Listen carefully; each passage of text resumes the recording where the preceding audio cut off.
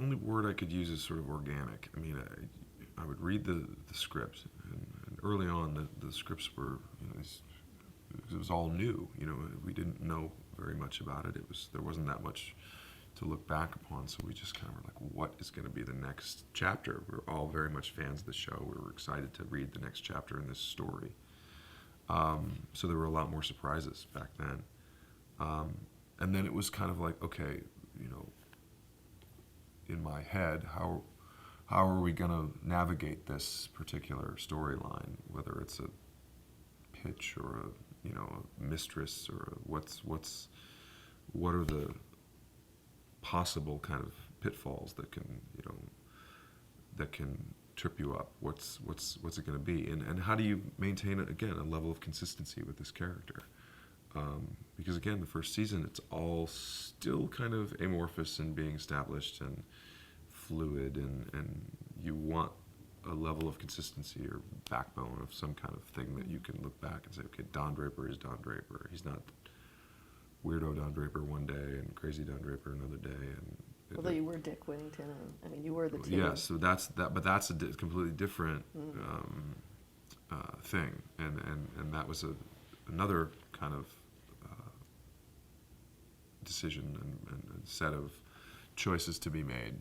But so Matt was always very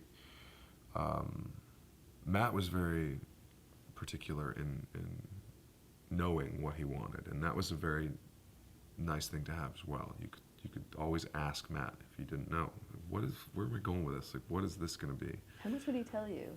Because you and he would meet at the beginning, right, of each season. Yeah.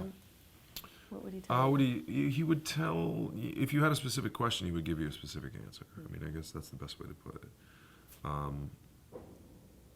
But in a larger sense, like, I would never ask him what's going to happen at the end of the season, because I didn't want that knowledge. You and I don't know what's going to happen when we walk out of this door. We could get hit by a bus. We won't. Nothing's going to happen.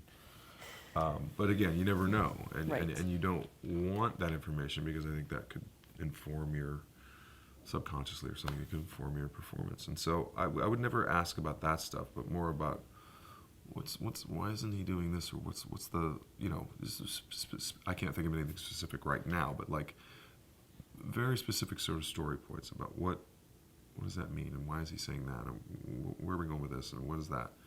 And if it was helpful, he would always talk. Matt, if you've interviewed Matt, he would always talk, but and the majority of times it would be very helpful, because he's the font of wisdom on all things of the show. He was very much the conductor of the orchestra, and he knew what the bassoon was doing, and the string section, and the drums, and the horns, and everybody.